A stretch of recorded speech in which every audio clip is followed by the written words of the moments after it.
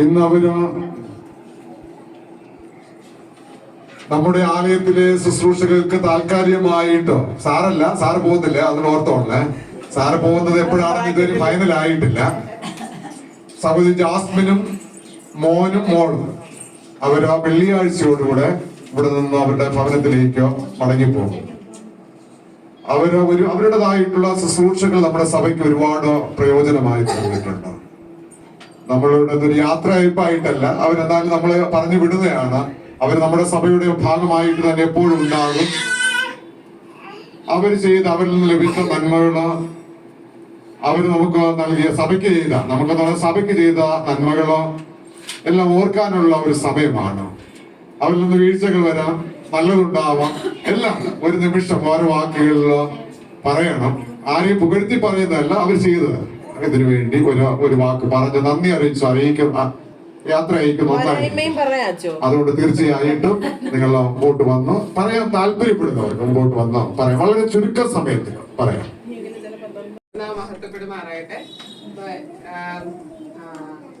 എനിക്ക് ഇവിടെ പ്രത്യേകിച്ച് ഇങ്ങനെ ഒരു സാഹചര്യത്തില് രാജേഷ് വേണ്ടി, ചേച്ചിക്ക് വേണ്ടി, എന്റെ പാലത്തിലെ സെക്രട്ടറിയുടെ കുഞ്ഞായിരുന്നു ലിവനയ്ക്ക് വേണ്ടി, അതിനെ അതുപോലെ ഇപ്പോ ലിവൻ ഇങ്ങനൊരു യാത്രയായപ്പോൾ ഇങ്ങനെ സഹായിച്ചതിന് ഞാൻ ദൈവത്തിന് നന്ദി പറയുന്നു. പ്രത്യേകിച്ചും ഞങ്ങൾ വന്ന സമയം ഞങ്ങൾ വരാൻ കാര്യം അല്ലെങ്കിൽ ഞങ്ങൾ ഈ സഭയെ പറ്റി അറിയത്തോന്നില്ല. ഈ ഒരു സഭയുടെ ഒരു പ്രത്യേകത എന്ന് പറഞ്ഞാൽ എനിക്ക് നൊസ്റ്റാൾജിയ എന്ന് പറഞ്ഞാൽ ഭീകര നൊസ്റ്റാൾജിയ. നാട്ടിൽ പോവാതെ 2 മാസത്തിലൊരിക്കലും നാട്ടിൽ പോകുന്ന ഒരാളാണ്. എനിക്ക് നാട്ടിലെ ആൾക്കാരെ കണ്ടില്ലെങ്കിൽ വേറെ വല്ലാത്തൊരവസ്ഥ വരുന്ന ഒരാളാണ്. അങ്ങനെ ഇന്ത്യക്കുള്ള കാശ് ശമ്പളം എല്ലാം കൊടുത്തിട്ട് ആളാണ്. പക്ഷെ അതങ്ങ് നിന്ന് കിട്ടിയത്, അല്ലെങ്കിൽ അതിന്റെ ഒരു പ്രശ്നം കുറെ അങ്ങ് മാറിയത്, അല്ലെങ്കിൽ ഞങ്ങൾ ഇവിടെ വന്ന് നിങ്ങളെയൊക്കെ കണ്ടപ്പോഴാണ് ഞാൻ ഇത്തിരി നോർമലൈസ് ആയത്. കല്യാണം കഴിഞ്ഞപ്പോൾ ലീവ് പ്രശ്നം വന്നാണ് ഞാൻ ഏട്ടനെ കാണാൻ പറ്റുന്നു, ആ ബുദ്ധിമുട്ടും ഉണ്ടായിരുന്നു. പക്ഷെ ഞങ്ങൾ നിങ്ങളെ കാണാൻ തുടങ്ങിയപ്പോൾ ഈ അന്തരീക്ഷത്തിലേക്ക് വന്നപ്പോ ഞാൻ കുറെ നോർമലൈസ്ഡ് ആയി. ഏട്ടന് പിന്നെ ഒരു മലയാളി ഇതൊക്കെ ഉണ്ട്, പക്ഷെ എനിക്ക് അതിനില്ല, എനിക്കിത് മാത്രമേ ഉണ്ടായിരുന്നുള്ളൂ. അപ്പൊ ഞാൻ ഓക്കെ ആയത് സത്യം ഈ ഒരു സഭയായിട്ട് ബന്ധപ്പെട്ട മെയിൻ കാരണം ഈ ഫാമിലിയാണ്. ഞാൻ ഒത്തിരി സ്റ്റെബിലൈസ് ആവാൻ കാര്യം ഒരു ഫാമിലി. ആ ഒരു സമയത്ത് ഞാൻ ഭയങ്കരമായിട്ട് ഓക്കെ, ഒരു മെന്റലി ഓക്കെ, എന്നെ ഒത്തിരി സപ്പോർട്ട് ചെയ്തിട്ടുണ്ട്, ഫാമിലി പരമായിട്ടൊക്കെ സപ്പോർട്ട് ചെയ്തിട്ടുള്ള ഒരു ഫാമിലിയാണ്. അത് ഞാൻ ദൈവത്തിന് നന്ദി പറയുന്നു, ഇങ്ങനെ ഒരു ഫാമിലി ഉണ്ടായത്. പിന്നീട് ഞാൻ അറിയാനില്ല, ഈ സഭ ഉണ്ടായതിന്റെ കാലം മുതൽ ഈ ഒരു സഭ ഉണ്ടാകുന്ന സമയത്ത് അപ്പോഴൊക്കെ നിലനിർത്തുക എന്ന് പറഞ്ഞാൽ ഭയങ്കര ഒരു മിഷണറി മൈൻഡ് ഒക്കെ ഉണ്ടെങ്കിൽ മാത്രമാണ് അങ്ങനെയൊക്കെ ആ സമയത്ത് നമുക്ക് കട്ടയ്ക്ക് നിൽക്കാൻ പറ്റുക. അങ്ങനത്തെ ഒരു ഒന്നും ഇല്ലാതിരിക്കുന്ന സമയത്തൊക്കെ നിൽക്കുക എന്ന് പറഞ്ഞാൽ അതൊരു ഒരു മൈൻഡ് സെറ്റ്, കർത്താവിന് വേണ്ടി ദൈവരാജ്യത്തിന് വേണ്ടി ഒരു മൈൻഡ് ഉള്ളതുകൊണ്ടാണ് അങ്ങനെ ഒരു മൈൻഡ് ഉള്ള ഫാമിലിയാണ്. ഞാൻ ദൈവത്തിന് നന്ദി പറയുന്നു. ഇത് എന്റെ ബാലജന സംഘടനയിലെ കുട്ടിയെ പറ്റിയാണ് എനിക്കിത് പറഞ്ഞത്. എന്നെ ഭയങ്കരമായിട്ട് ബാലജന സംഘടനയിൽ സപ്പോർട്ട് ചെയ്യുന്ന ഒരാളാണ് ലിവിന. പിന്നീട് എനിക്ക് ഇവിടെ വിട്ടു പോകുന്ന എനിക്ക് ഭയങ്കര വിഷമമായിരുന്നു. പക്ഷെ അതിനുശേഷം ഡോണിയ വന്നു, അതിന് ദൈവത്തിന് നന്ദി പറയുന്നു. ഇപ്പൊ ഗ്രേസ് ഉണ്ട് എന്നെ സപ്പോർട്ട് ചെയ്യാൻ, ഞാൻ ദൈവത്തിന് നന്ദി പറയുന്നു. അതുപോലെ അത് അവള് വിട്ടുപോയിട്ടും അവള് വീണ്ടും അവളുടെ അനിയനെ അങ്ങനെ വളർത്തിക്കൊണ്ടുവരാൻ ഭയങ്കരമായിട്ട് ശ്രമിക്കുന്ന ഒരാളാണ്. ഭയങ്കര എവിഡന്റ് ആയിട്ട് പറഞ്ഞൊക്കെ കൊടുക്കുന്ന കേൾക്കുമ്പം എന്റെ അനിയനെ പറ്റി ഒരാൾ പറഞ്ഞു കേട്ടില്ല, നീ ഇപ്പോഴൊക്കെ അവന് പറഞ്ഞു കൊടുക്കും, പിന്നീട് നിന്റെ കയ്യിൽ കിട്ടാതാവെന്ന് പറഞ്ഞിട്ടുണ്ട്. അത് കേട്ട ശേഷം അവൻ എന്നോട് വചനം പഠിക്കാൻ വേണ്ടി ഇരുന്നിട്ടില്ല. അങ്ങനെ അയാൾ പറയുന്നത് കേട്ടത്. പക്ഷെ ഇങ്ങനെ ആരെങ്കിലും പറഞ്ഞു കഴിഞ്ഞാൽ ഒന്നും നിരുത്സാഹപ്പെട്ട് കളയരുത്. കണ്ടിന്യൂ ടു റിയർ ഹിം കേട്ടോ. ഇങ്ങനെ പലരും പല ഡയലോഗ് നാട്ടിലേക്ക് ആയിരിക്കും. പക്ഷെ ഞാനൊന്ന് നിരുത്സാഹപ്പെട്ട് പോയായിരുന്നു. പക്ഷെ ലിവിന്റെ കാര്യത്തിൽ അങ്ങനെ സംഭവിക്കരുത്. Continue to do this. Okay, മറ്റുള്ള ആൾക്കാരൊന്നും പറയുന്നത് ഓക്കെ, ദൈവം റിപ്പോർട്ട് ചെയ്യുന്നതാണ് നീ അവന് കൊടുക്കുന്നത്. Okay, God bless. ഞാൻ ഇന്നലെ ഞാനിങ്ങനെ വിചാരിച്ചു, ഒരു ബുക്ക് എൻ്റെ അവിടെ ഇരിക്കുന്നത് കണ്ടപ്പോ പ്രൊഫറ്റിക്കലി എനിക്കത് നിങ്ങളുടെ ഫാമിലിക്ക് നൽകണമെന്നുള്ളതായിട്ട് തോന്നി. ഞാൻ ഏട്ടനോട് പറഞ്ഞിട്ട് ഞാൻ നമുക്ക് കൊടുക്കാമെന്ന് ചോദിച്ചു. മേഡം സമ്മതം പറഞ്ഞു. ഞാനത് ഗിഫ്റ്റായിട്ട് നിങ്ങൾക്ക് നൽകാം.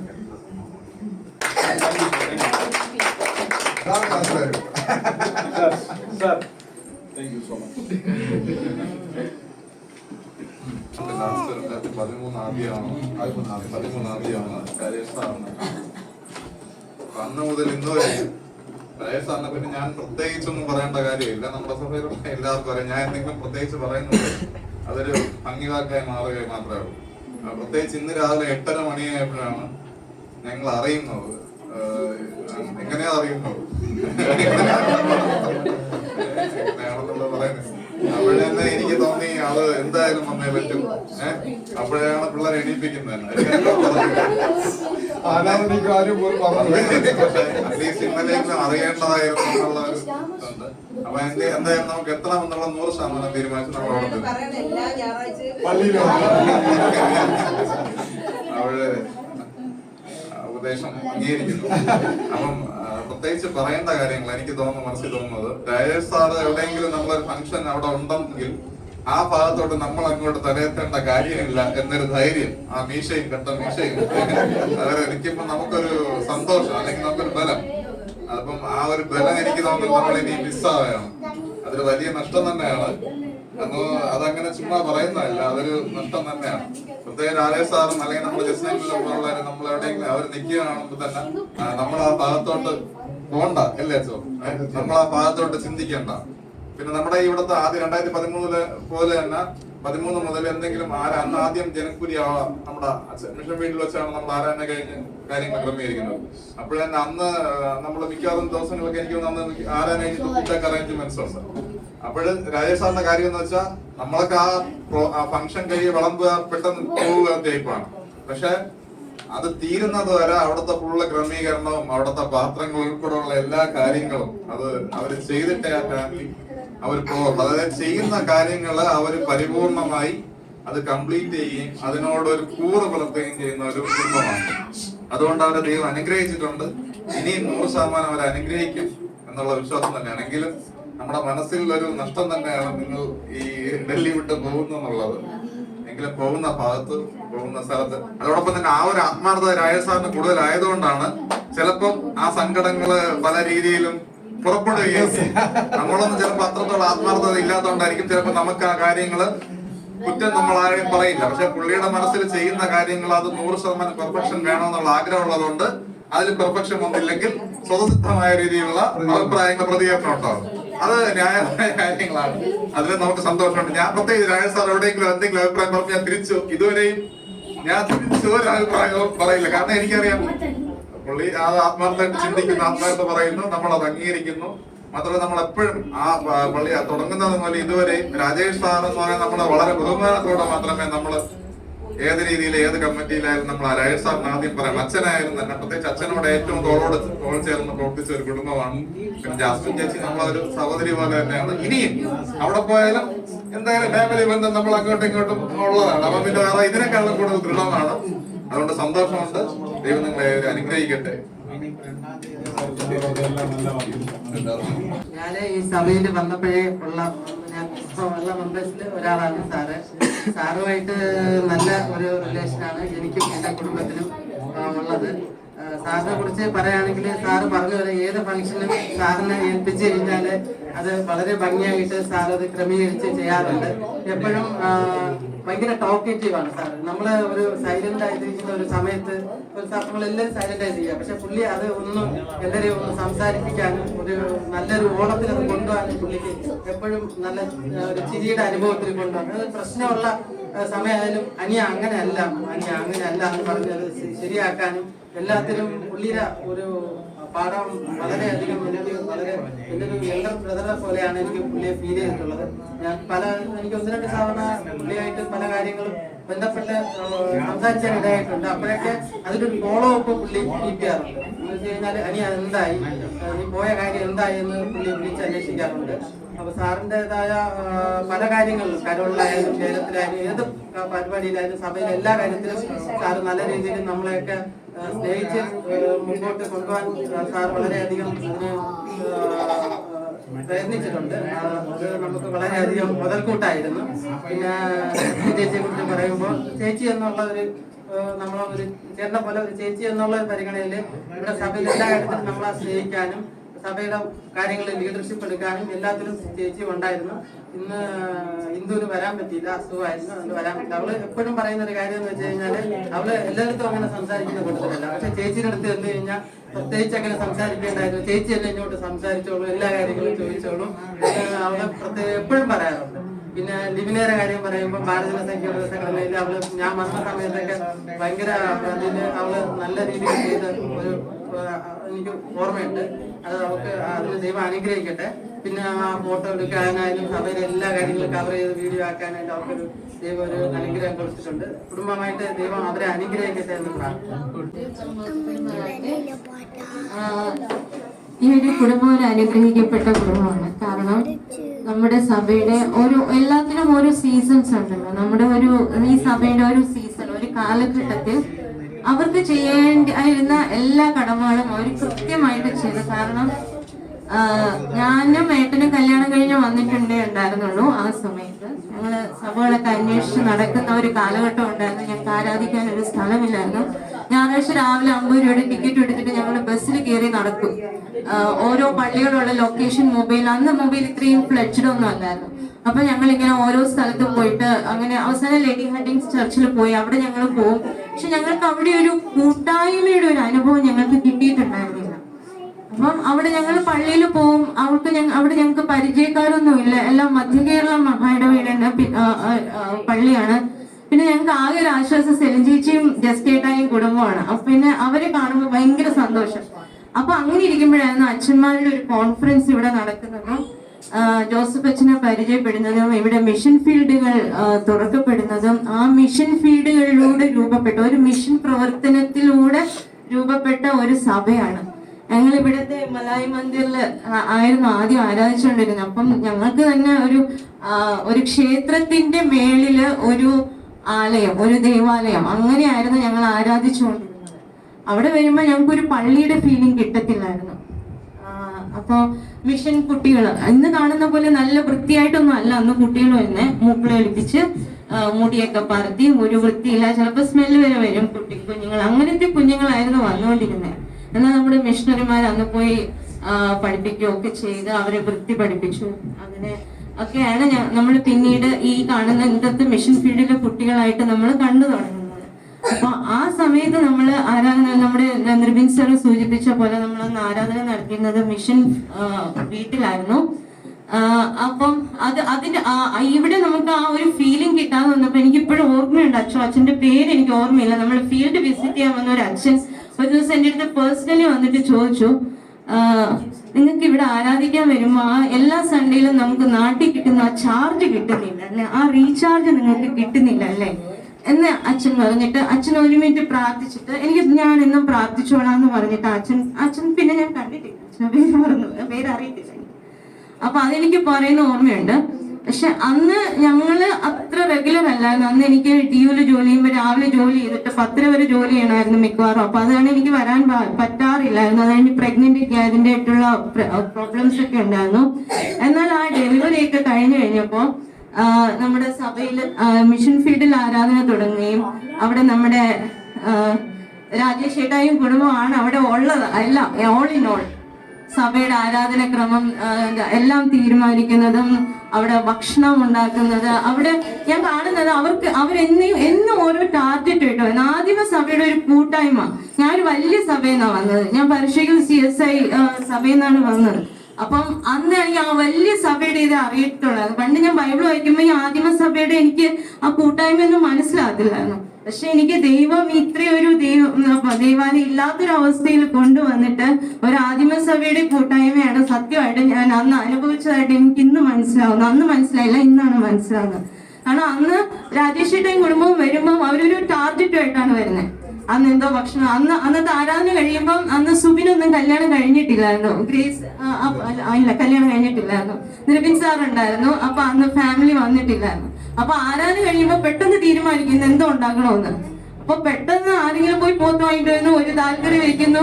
പെട്ടെന്ന് ഞങ്ങൾ എല്ലാവരും കൂടെ കൂട്ടായിട്ടാണ് കഞ്ഞിയും കറി എല്ലാം വെച്ച് എല്ലാരും കഴിച്ച് അവിടെ തന്നെ നിന്ന് അല്ലെ. ഉച്ചയ്ക്കൊക്കെ ചിലപ്പോ കുറെ നേരം ഇരുന്നിട്ടൊക്കെ ഒരു 3-4 മണിയാവും. അതായത് അന്നത്തെ സൺഡേ മുഴുവൻ പള്ളിയിലാണ്. അങ്ങനെയുള്ളൊരു കൂട്ടായ്മയാണ് ഉണ്ടായത്. എനിക്ക് തോന്നുന്നു ആഷ്നയൊക്കെ വന്ന സമയത്ത് ആ കൂട്ടായ്മ അല്പം അനുഭവിച്ചില്ല. ഇല്ല.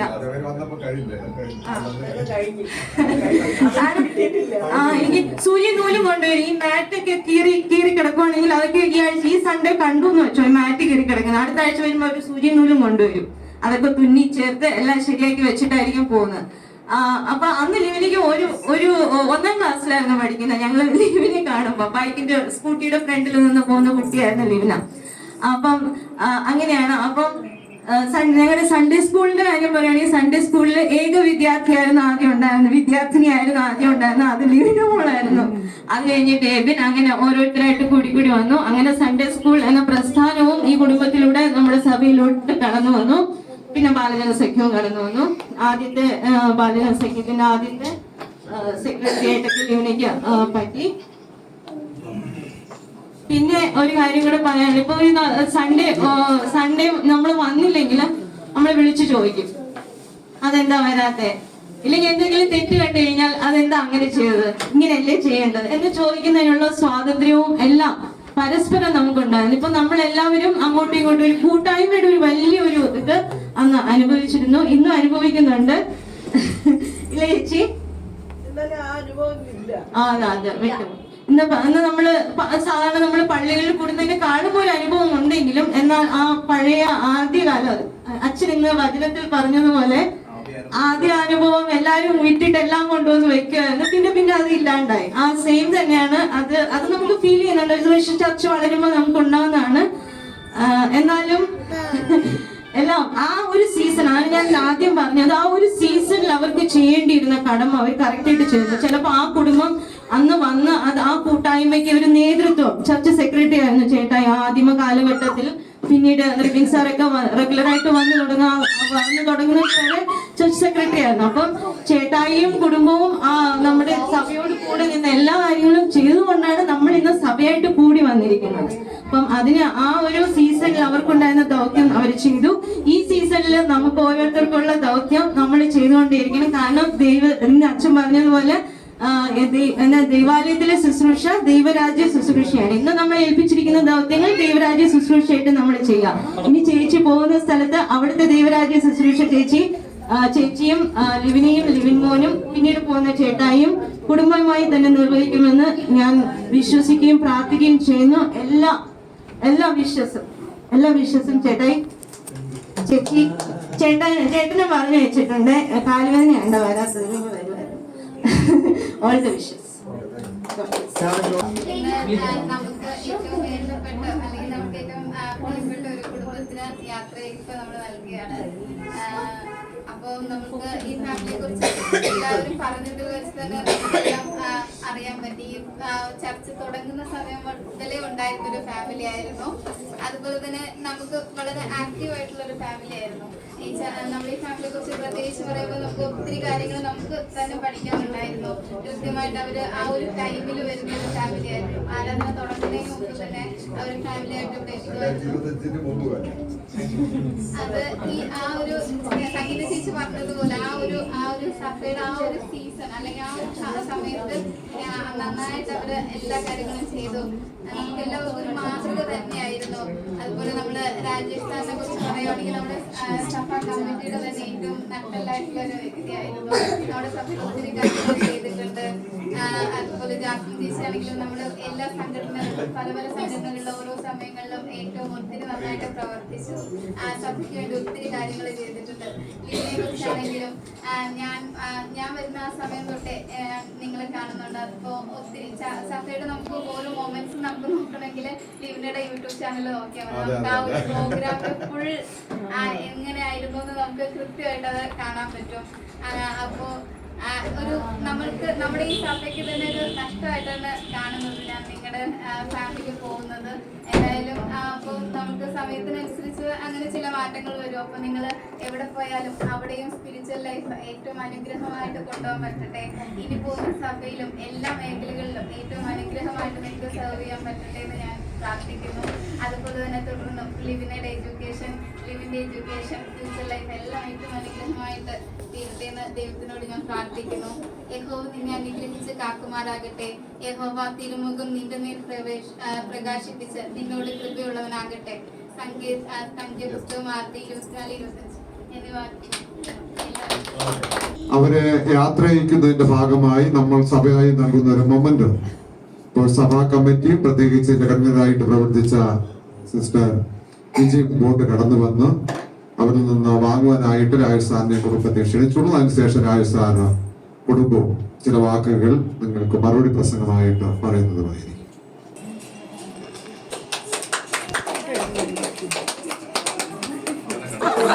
എഴുതി വെച്ചിങ്ങനെ ചിലപ്പോ മനസ്സിലുള്ള കാര്യങ്ങളെല്ലാം പറഞ്ഞു തീർക്കാൻ പറ്റൂല, അതുകൊണ്ടാണ് മറന്നു പോകുന്നത്.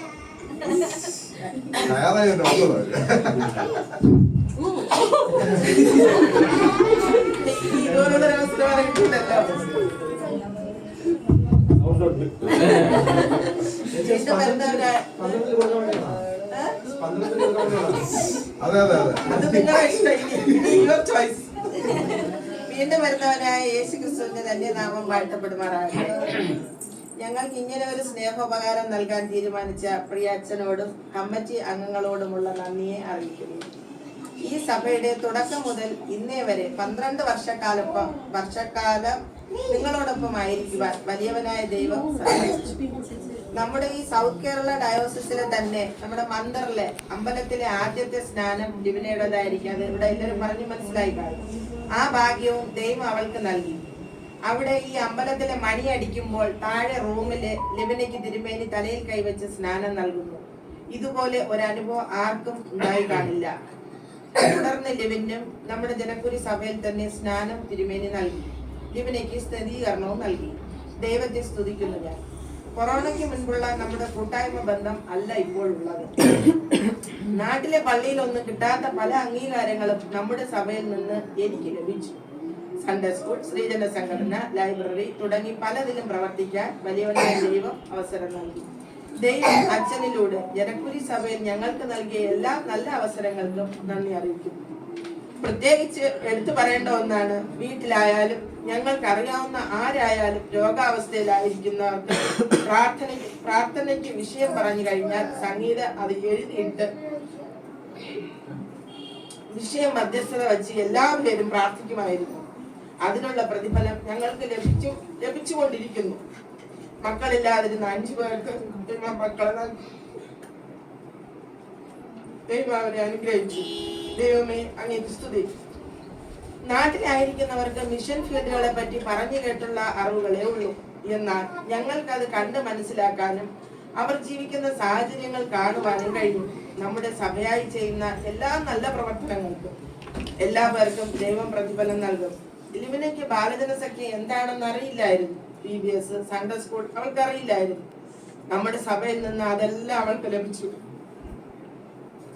ലിബിനയ്ക്ക് ആശ്രം ബാലജന സഖ്യത്തിലൂടെ ഒരു വലിയ പ്രചോദനം തന്നെ നൽകി.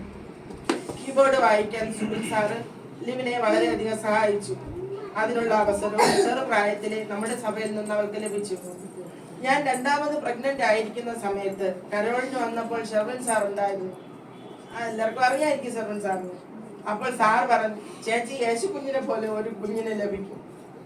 പ്രാർത്ഥനയിൽ ഞങ്ങൾ ഓർക്കുന്ന എല്ലാ പേരോടുമുള്ള നന്ദി അറിയിക്കുന്നു. മറ്റുള്ളവരുടെ പേര് എടുത്തു പറയുന്നില്ല എന്ന് പറഞ്ഞ് ആരും സങ്കടപ്പെടണ്ട. എല്ലാ പേരും ചെയ്തു തന്നിട്ടുള്ള സാധാരണത്തിന് നന്ദിയോട്. പ്രത്യേകിച്ച് നമ്മുടെ സഭയിൽ ആദ്യകാലം മുതൽ മിഷണറിമാരായിരുന്ന അജിത്ത്, ഷെറിൻ തുടങ്ങിയ എല്ലാ മിഷണറി സഹോദരന്മാര്, ദിബിൻ, അനൂപ്, അവരുടെ ഒന്നും പ്രവർത്തനം ഞങ്ങൾക്ക് മറക്കാൻ കഴിയില്ല. സിബിൻ, രജിൻ, രാജേഷ്, സനീഷ്, അഖിൽ, അജയ്, അബിൻ, ജിജിൻ, ആശിഷ് ഏത് സാഹചര്യത്തിലും കൂടെ സഹകരിക്കുകയും പ്രാർത്ഥിക്കുകയും ചെയ്തിരുന്നു. എല്ലാ പേരോടുമുള്ള പ്രത്യേക നന്ദി അറിയിക്കുന്നു. എടുത്തു പറയാൻ ആഗ്രഹിക്കുന്നത്, കൊറോണ സമയത്ത് പുറത്തിറങ്ങാൻ പറ്റാതിരുന്ന അവസരത്തിൽ ഞങ്ങൾക്ക് വേണ്ടി സനീഷും അഭിനും എടുത്ത എഫർട്ട് വളരെ വലുതാണ്. ഈ മന്ദിറിലെ സൺഡേ സ്കൂളിലും ആരാധനയിലും സന്തോഷച്ചൻ വഹിച്ച പങ്കും പറയാതിരിക്കാൻ കഴിയില്ല. ഞാൻ വളരെയധികം ആഗ്രഹിക്കുകയും പ്രാർത്ഥിക്കുകയും ചെയ്ത ഒന്നാണ് നമ്മുടെ സഭയിലെ രജിസ്ട്രേഷൻ. അച്ഛൻ ഓർമ്മപ്പെടുത്തി രാവിലെ ഞങ്ങൾ പോകുന്നതിന് മുമ്പ് നടക്കുന്നതിന് വേണ്ടി ഞാൻ പ്രാർത്ഥിച്ചിരുന്നു. എന്നാൽ സർവശക്തനായ ദൈവം അതും എനിക്ക് സാധിച്ചു തന്നു. അതിനും ദൈവത്തിന് നന്ദി അർപ്പിക്കുന്നു. നമ്മുടെ പള്ളിയിലായിരുന്ന എല്ലാ പേരോടുമുള്ള നന്ദിയെ ഒന്നുകൂടി ഞാൻ അറിയിക്കുന്നു. 12 വർഷം ഈ മെട്രോപൊളിറ്റൻ സിറ്റിയിൽ ഒരുമിച്ചായിരിക്കുവാൻ ദൈവം ഞങ്ങൾക്ക് നൽകി. അച്ഛനോ നിങ്ങൾക്ക് ആർക്കെങ്കിലുമോ എൻ്റെ പെരുമാറ്റത്തിലോ സംസാരത്തിലോ പ്രയാസമോ വിഷമമോ തോന്നിയിട്ടുണ്ടെങ്കിൽ ഞാൻ ഈ സമയം നിങ്ങളോട് ക്ഷമ ചോദിക്കുന്നു. എൻ്റെ നേച്ചർ ഇതാണ്. എല്ലാവരോടും എന്നോട് ക്ഷമിക്കുക. തുടർന്നും ഞങ്ങൾ നിങ്ങളുടെ പ്രാർത്ഥനയിൽ ഓർക്കണമേ. ഇന്ന് നിങ്ങൾ പറഞ്ഞ എല്ലാ നല്ല വാക്കുകൾക്കും ഞാൻ ദൈവനാമത്തിൽ നന്ദി പറയുന്നു. ദൈവം നമ്മളെ എല്ലാവരെയും സമൃദ്ധമായി അനുഗ്രഹിക്കട്ടെ. ഇനി ഇതിൽ കൂടുതൽ ഒരു കാര്യം എനിക്ക് അവതരിപ്പിക്കാൻ ഞാൻ മനസ്സിൽ വിചാരിച്ചതല്ല അവൾ എഴുതിയെടുത്തോണ്ട് വന്നു. എന്റെ മനസ്സ് വായിച്ചോ എനിക്കൊരു ഡൗട്ട് ഉണ്ടായിരിക്കുന്നു. ഞാൻ കാണാതെ പറഞ്ഞാലേ ചിലപ്പോ എന്റെ ഇത് അത് തന്നെ ഇപ്പൊ എന്റെ മനസ്സിലിരുന്നതെല്ലാം അവർ പറഞ്ഞു കഴിഞ്ഞു. ഇനി എനിക്ക് പുതിയതായിട്ട് ഒന്നും പറയാനില്ല. നിങ്ങളോടൊപ്പം കഴിയാൻ ദൈവം എനിക്ക് ഒരു അവസരം തന്നു.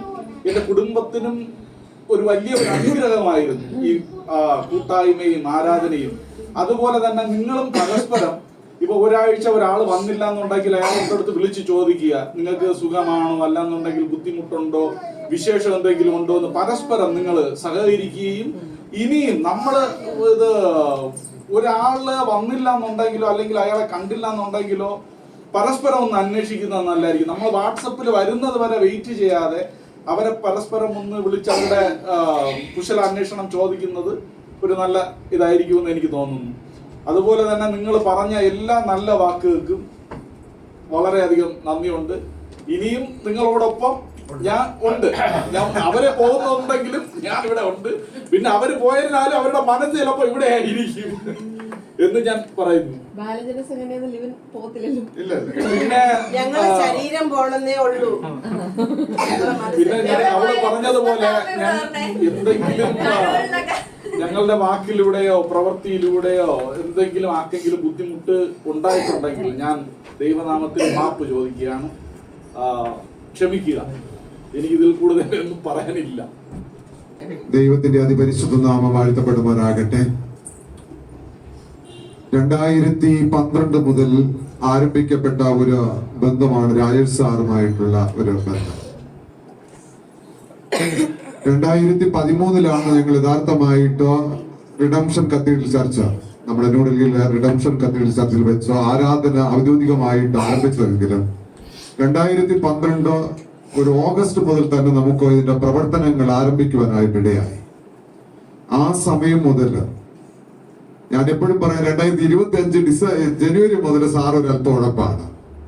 അതിന് മുമ്പ് വരെ വളരെയധികം വളരെ ഭംഗിയായിട്ട് ശുശ്രൂഷകളെ മുന്നിൽ നിന്ന് നയിക്കാനും കൂടെ സഹകരിക്കുവാനുമുള്ള മനസ്സ് സാറിനുണ്ടായിരുന്നു. ഏകദേശം ഇതിന്റെ തുടക്ക കാലഘട്ടം എന്ന് പറയുന്നത് ആരുമില്ല. നിർബിൻ സാറിനറിയാം, ഇവർക്ക് രാജേഷ് സാറിനറിയാം. അതിനുശേഷമാണ് സുബിൻ സാറ് എന്റെ അറിവില് 2013 ലാസ്റ്റ് ആക്കാണ് വരുന്നത്. 1-2 മലയാളികൾ മാത്രമാണ് ഉണ്ടായിരുന്നത്. എന്നാൽ ഗ്രാമത്തിൽ നിന്ന് കുറച്ച് കുഞ്ഞുങ്ങൾ വരും. ഒരു ആരാധനയുടെ ക്രമമല്ല നടന്നുകൊണ്ടിരുന്നത്. ഒരു സൺഡേ സ്കൂൾ പോലെ നാം നടത്തിപ്പോകുന്ന ഒരു കാലഘട്ടമായിരുന്നു. എന്നാൽ ആ സമയത്തും ഇവർ വിശ്വസ്തയോടുകൂടെ കുടുംബമായി ലബനിയും കൊണ്ട് ആരാധനയിൽ വരുന്ന കാഴ്ച വളരെ അധികം സന്തോഷമുള്ളതാക്കുമായിരുന്നു. കാരണം ആരെങ്കിലും ത്യാഗം സഹിക്കുവാനായിട്ട് മനസ്സ് കാണിച്ചാലേ എന്തെങ്കിലും ഒരു അനുഗ്രഹം നമുക്ക് പ്രാപിക്കുവാനായിട്ട് കഴിയത്തും. ഇന്ന് സിസ്റ്റർ സംഗീത പറഞ്ഞതുപോലെ പരിശുദ്ധ സഭയായാലും ഏറ്റവും വലിയ ചർച്ച എന്ന് പറയുന്നത് നമ്മുടെ അമരമുള്ള ചർച്ച ആയാലും അതൊക്കെ രൂപപ്പെടുന്ന സമയത്ത് അതിന്റെ മുൻഗാമികളെ കുറിച്ച് നിങ്ങൾ ചരിത്രം പഠിച്ചാൽ അറിയാം ആ സഭ ഏത് ലെവലിലാണോ ആരംഭിക്കപ്പെട്ടത്, ഇല്ലെങ്കിൽ അതിനുവേണ്ടി ആരെല്ലാമാണ് ത്യാഗം സഹിച്ചതെന്ന്.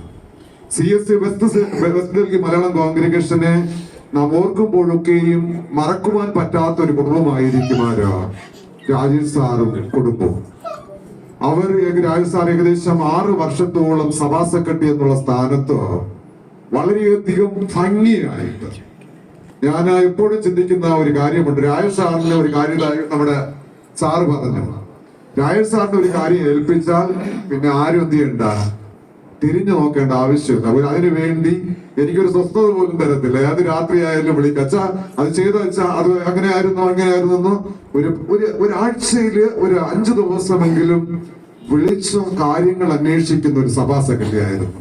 അതുകൊണ്ട് ഇന്നത്തെ സഭാ സെക്രട്ടറികൾക്ക് ഒരു മാതൃകയാകണം നമ്മുടെ രാജേഷ് സാർ എന്ന് ഞാൻ നിങ്ങളെ ഓർമ്മപ്പെടുത്തുകയും ചെയ്യുന്നു. പ്രിയമുള്ളവരെ, ഇതാണ് എന്ന് വെച്ചാൽ ശുശ്രൂഷ എന്ന് പറയുന്നത് നിർമ്മിൽ സാറിനെ കൂടെ ഉൾപ്പെടെ തന്നെയാണ്.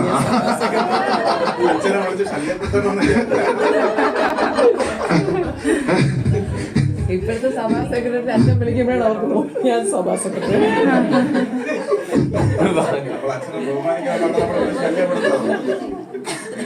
അതുകൊണ്ട് തീർച്ചയായും രാജേഷ് സാറിന്റെ സേവനങ്ങള് എപ്പോഴും ഈ സഭ ഓർക്കും. പ്രത്യേകിച്ച് എനിക്കൊരിക്കലും മറക്കാൻ പറ്റത്തില്ല. എപ്പോഴും ചില കാര്യങ്ങൾ ഞങ്ങൾ തമ്മിൽ സംസാരങ്ങളൊക്കെ വന്നിട്ടുണ്ട്. എന്നാലും ആ സംസാരിക്കുന്ന സമയത്ത് അത് ചിലപ്പോൾ സെക്രട്ടറി ഒരു അച്ഛൻ എന്നുള്ള നിലയ്ക്ക് വരുന്നതാണ്, അത് സ്വാഭാവികമാണ്. എന്നാൽ ഒരിക്കൽ പോലും ഒരു പുരോഹിതൻ എന്നുള്ള സ്ഥാനത്തിൽ നിന്ന് മാറ്റി വേറെ ലെവലില് സാർ എന്നോട് ഇടപെട്ടിട്ടില്ല, സംസാരിച്ചിട്ടില്ല. സാറിന്റെ പ്രാർത്ഥന, സാറിൻ്റെതായിട്ടുള്ള പ്രോത്സാഹനം, ഞാൻ ഏതെങ്കിലും ഫീൽഡിൽ പോയാൽ അവിടെയും വിളിച്ചു, അച്ഛന്റെ യാത്ര തുടങ്ങി തിരിച്ചു വരുന്നത് വരെ അച്ഛൻ സാറിന്റെ അന്വേഷിക്കും, പ്രവർത്തനങ്ങളെ കുറിച്ച് മനസ്സിലാക്കി. അങ്ങനെയുള്ള ഒരു ബന്ധം സാറുമായിട്ട് ഉണ്ട്. അതുകൊണ്ട് പ്രിയരെ, നമുക്ക് ഈ സഭയ്ക്ക് വലിയൊരു നഷ്ടം തന്നെയാണ് രാജേഷ് സാറിനും കുടുംബവും ഇവിടെ നിന്ന് യാത്രയാകുന്നത്. എന്നാൽ ഞാൻ വളരെയധികം അവരെ പ്രോത്സാഹിപ്പിച്ച് നോക്കി ഡൽഹിയിൽ നിർത്താനായിട്ട്. പിന്നെ ഈ പിഴിഞ്ഞത്തുള്ള ഒരു സ്വഭാവം ഉള്ളത് കൊണ്ട് അത് നമുക്ക് പിടിച്ചു നിർത്താനായിട്ട് സാധിക്കത്തില്ല. കാരണം എന്തായാലും അപ്പനും അമ്മയും എന്ന് പറയുന്നത് നമുക്ക് എല്ലാവർക്കും വളരെയധികം പ്രിയപ്പെട്ടവരാണ്. സാറിന്റെ മനസ്സ് വേറെ ഇപ്പൊ നമ്മൾ ചിന്തിക്കുന്ന ലെവലിലായിരിക്കത്തില്ല സാറ് ചിന്തിക്കുന്നത്. അപ്പനെ ശുശ്രൂഷിക്കണം, അമ്മയെ ശുശ്രൂഷിക്കണം എന്നുള്ള ആ ഒരു മനോഭാവം നല്ലതാണ്. അതുകൊണ്ട് തീർച്ചയായും സാറ് നൽകിയ എല്ലാ സേവനങ്ങൾക്കും അധികം ഞാൻ പറഞ്ഞ് നിങ്ങളെ ബോറടിപ്പിക്കുന്നില്ല. അതുകൊണ്ട് എല്ലാ സേവനങ്ങൾക്കും സാറിനോടുള്ള നന്ദി ഞാൻ അറിയിക്കുന്നു. അതുപോലെ ജാസ്മിന് ഒരു സഹോദരി തുല്യമായിട്ട് ഞങ്ങളെ വീട്ടില് അവിടെ സമയത്ത് മിഷനുമാരും ഞങ്ങൾ മാത്രമേ ഉള്ളൂ. ആ സമയത്ത് ആരാധന കഴിഞ്ഞാൽ അടുക്കളയിൽ കയറിയാൽ ഭക്ഷണം ഉണ്ടാക്കി എല്ലാം കംപ്ലീറ്റ് ചെയ്ത് എല്ലാവരും ഭക്ഷണം കഴിച്ച് അവിടുത്തെ പാത്രങ്ങളെല്ലാം വൃത്തിയാക്കി വീട് വരെ വൃത്തിയാക്കിയ ശേഷമാണ് ഏറ്റവും ലാസ്റ്റിൽ പോകുന്ന ഒരു കുടുംബമാണ് അത്. പ്രത്യേകിച്ച് സ്ത്രീകള് ഭവനം വിട്ടുമാറിയാൽ മറ്റൊരു ഭവനത്തിൽ പോയി പെട്ടെന്ന് അവിടുത്തെ കാര്യങ്ങൾ അറേഞ്ച് ചെയ്യുന്നുള്ളത് എല്ലാവർക്കും ഉൾക്കൊള്ളുവാനായിട്ട് കഴിയുന്നതല്ല. എന്നാൽ ആ പ്രിയ സഹോദരി സ്വന്തം ഭവനത്തെ പോലെ തന്നെ എല്ലാ കാര്യങ്ങളും ചെയ്യുവാനുള്ള മനസ്സ് കാണിച്ചു. അതുപോലെ തന്നെ സംഘടനകളുടെ പ്രവർത്തനങ്ങൾ ഒരല്പ പെട്ടെന്ന് എടുത്ത് പറയുന്ന ഒരു സ്വഭാവമുണ്ട്. അത് പലപ്പോഴും പലർക്ക് ഇഷ്ടപ്പെടാറില്ല. കാരണം അവർ പറയുന്നത് വാസ്തവമായിട്ട് സഭയ്ക്കായാലും സംഘടനകൾക്കായാലും ആവശ്യമുള്ള കാര്യമായിരിക്കും. എന്നാൽ അത് പെട്ടെന്ന് പറയുമ്പോൾ കേൾക്കുന്നവർക്ക് എന്ത് തോന്നും, അത് തെറ്റായിട്ട് തോന്നും. എന്നാൽ നിങ്ങൾ നൽകിയ നല്ല ഉപദേശങ്ങളെ ഞങ്ങൾ തീർച്ചയായിട്ടും ശിരസ വഹിക്കുന്നു. നിങ്ങൾ നൽകിയ സേവനത്തെ ഞങ്ങൾ ഓർക്കുന്നു. സൺഡേ സ്കൂളിലായാലും അതുപോലെ തന്നെ സ്വീകരണ സംഘത്തിലായാലും ബാലൻ സംഘത്തിലായാലും നിങ്ങൾ ചെയ്ത എല്ലാ സേവനങ്ങളെയും നിങ്ങൾ ഓർക്കുന്നു. ഇനി പോകുന്ന ഇടവകയ്ക്കോ നിങ്ങളൊരു മുതൽക്കൂട്ടായി തീരട്ടെ എന്ന് ഞാൻ സർവശക്തനോട് പ്രാർത്ഥിക്കുകയും ചെയ്യുന്നു. ലിബിന ഞങ്ങളുടെ ഞാൻ എപ്പോഴും പറയുന്നത് ഇല്ലെങ്കിൽ അത് ആർക്കും അവകാശപ്പെട്ടതല്ല, ലിബിനയ്ക്ക് മാത്രം അവകാശപ്പെട്ടതാണ്. CSC വെസ്റ്റ് ഡൽഹി മലയാളം കോൺഗ്രിഗേഷനിൽ സ്നാനപ്പെടുകയും ഈ സഭയിൽ നിന്ന് തിരുസഭാംഗമായി തീരുന്ന ആ ആദ്യ വ്യക്തി എന്നുള്ള സ്ഥാനം ലിബിനയ്ക്കാണ് ദൈവം നൽകിയത്. അതുകൊണ്ട് ലിബിനയ്ക്ക് എപ്പോഴും ഒരു കടപ്പാട് CSC വെസ്റ്റ് ഡൽഹി മലയാള സഭയോട് ഉണ്ടായിരിക്കണം. അതുകൊണ്ട് എപ്പോഴും ഈ കോപപ്പെടുന്ന അല്ലെങ്കിൽ എന്തെങ്കിലും എന്നെ കൊണ്ട് പറ്റൂല എന്നുള്ള ആ പറച്ചിൽ ഇനി ഒരിക്കലും ഉണ്ടാവരുത്. ഇനി പോകുന്ന സഭയില് എല്ലാ സംഘടനകളുടെ പ്രവർത്തനങ്ങളിൽ നീ പങ്കാളിയാവണം. നിന്നെ കൊണ്ട് കഴിയുന്ന എല്ലാ ശുശ്രൂഷയും നീ ചെയ്യണമെന്ന് നിനക്കൊരു ഉപദേശമായിട്ട് ഞാൻ നൽകുകയാണ്. അതോടൊപ്പം തന്നെ വിദ്യാഭ്യാസമാകട്ടെ അനുഗ്രഹമായി തീരട്ടെ, ഭാവി ഏറ്റവും അനുഗ്രഹമായിട്ട് തമ്പുരാൻ തീർക്കട്ടെ എന്ന് നിനക്ക് വേണ്ടി പ്രാർത്ഥിക്കുകയും ചെയ്യുന്നു. നമ്മുടെ കുഞ്ഞുമോൻ വളരെ മിടുക്കനായ ഒരു കുഞ്ഞാണ്. രായൽ സാർ എന്ന് നമ്മൾ പറയുന്നത് പല ആൾക്കാർ കുഞ്ഞിന്റെ അച്ഛൻ വിദ്വാനായാൽ കുഞ്ഞിനെ വിദ്യ പഠിപ്പിക്കുകയുണ്ടായി. അതുപോലെയാണ് അച്ഛൻ. നമുക്കറിയാം അച്ഛന്റെ കുറിച്ച് എല്ലാവർക്കും അറിയാം.